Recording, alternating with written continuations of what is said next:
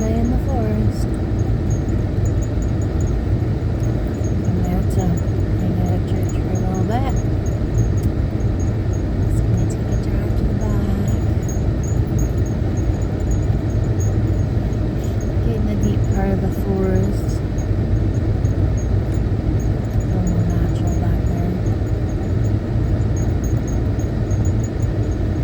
Now we see interesting things. Just in the plants. Little pom-pom plants. Even in the winter.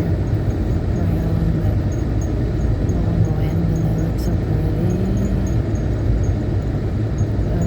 Coming into some serious sunshine. Guess where? Right at church. The sun. The sun right down on it. It's gonna be a beautiful day. Let's I'm gonna go for a little drive back and I'm gonna roll back up here. Get out, go for a little ride up the hill. And have a little chat with God and Jesus and all my beautiful angels. Tell them how much I appreciate them. Looking out for me. Sending the angels down here to earth to help me. It really is amazing how many people are here. I don't know what's in here, but angels. Another funny thing about it is, well, you might as well just come with me. Another funny thing about it is some of the angels that I look back on that came to in my life. There's this one guy that always kind of hung around when we were young teens, and I thought it was kind of odd, like in Camp Fullers, like, oh, he just hung out together. This one guy was quite a bit older, but he was never creepy. He was never on those creepy dates, and he was always making great little comments and stuff. He was solid. And he actually, he bailed me out more than once. He stuck up for me and looked around on some people. Most people looked at him and thought he was low like that angel. Several of them throughout my teen years in my rescue and bad situations. And it's funny because sometimes people will tell you a story about somebody. Somebody did something really bad to them, but that same person did something really good for you. So it really can't even be defined just by one action because everybody has a different reaction to different people, depending how their personalities mesh.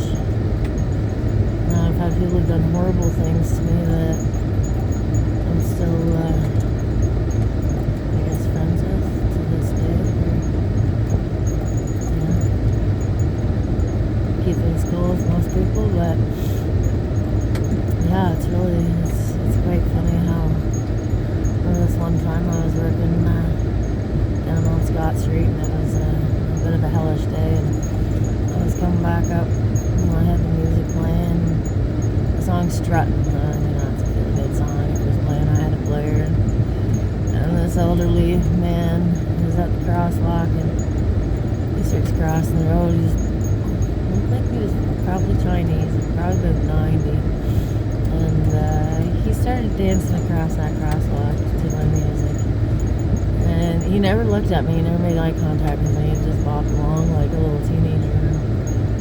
Oh my God, he just made my day after being out there and doing some really hard work and having a hard time, and this little guy dancing across the street just changed it all. I was like, okay, get out of your snit, Jamie. Get out of your snit. This guy's performing for you. He doesn't, he could just see it on my face. I was having a bad day, and he's like, I'm gonna cheer that girl up. I don't need any thanks. I don't need any recreamer. I'm just gonna dance across the street and I'm gonna turn her phone upside down. Oh, anyways, it's a funny world out here because I do face a lot of wild things out there.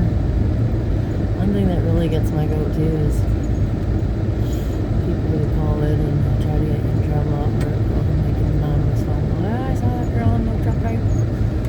Came in one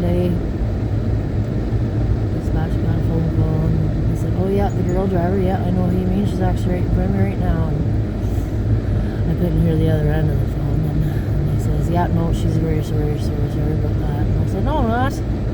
Like, yes, you are. No, I'm not.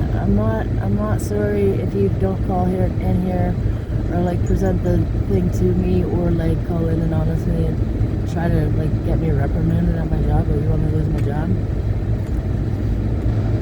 I could see if I was doing something dangerous, but it's something very minor. If I'm on a no truck rate, you don't know where I'm going. You're allowed on the no truck rate if you're going to a place that's the only way you can get there. So just a little heads up on that before you make your skanky little phone calls, people. I had another guy call in. He was so pissed off. He said that I cut him off. And what happened was I was coming out of a road that was it's a really busy road, so there was a gap and it was a dump truck coming, so I was like, oh, I'll clearly go out here, this guy will adjust the speed and we'll be good. But instead he rolled right up on me and he got his middle finger up there and he was pointing at me and I started laughing because I mean he had these big fat sausage fingers and he's looking like a jackass all wound up. So I just kept laughing, and so then he started pointing, and I know he's pointing at, but of course he was on the phone to my dispatch. Man threatened my life. He left a message on the machine that was like, that lady driver did this and blah, blah, blah. Oh, she thought it was so funny. He was just turning right at a joint there. So then he called and he got a human and she told me all about what he said. And obviously he's having a very hard life and for some reason he wanted to take it out on me, but anyways, you can choose to be the man dancing across the crosswalk or you can choose to be the psycho calling my work. And he even told them when they called me, they wanted me to come in and have a meeting with him. I was like, are you out of your tree? I ain't going anywhere near that guy. He's always got some issues. You can choose to be the guy dancing across the crosswalk, making people say it's better, or you can be the jerk out there and I'm gonna call and get that person in trouble. I saw them at light and they didn't put their signal light on. It's just ruining my day. Lighten up, people. You see someone having a hard time, let them know. You don't have to take a picture and put it on Facebook. Oh, look at this fella, he went in the ditch. What kind of professional driver is he? Well, he's out here in a fucking snowstorm trying to deliver fuel to people to keep their houses warm. And now you've got it on Facebook, so now the world knows, everybody knows. Like, why you want to do that to somebody? They're literally probably in at 3 o'clock in the morning doing a circle check on that truck.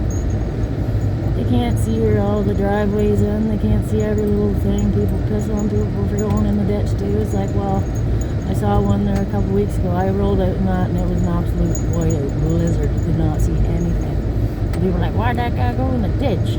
Did he miss the road? He didn't know where the road was? Are you serious, man? Probably the most frightening moment of that person's life.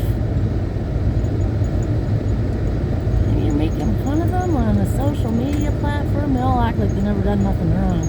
But it's funny because I used to have this guy that used to razz me about something that I did. And then I was out of pit one day and he said, oh, you work with this fellow? And I said, yeah, I do. And he said, oh, well, let me tell you some stories about him. So he started, you know, just tell me stories. And I was like, oh my God. I would never. I don't like to air people shit because stuff happens to everybody. And, you know, your comments and your reactions and you might bring them low enough that you cause them a real hard time. So don't make their time any harder, you know. So it seems to be that, like, if we all just supported each other a little bit more, things would be so much better. Oh, can't do this up. Because here's the fluffy things I was talking about. Hello, fluffy things, what is up? My window's back stirring.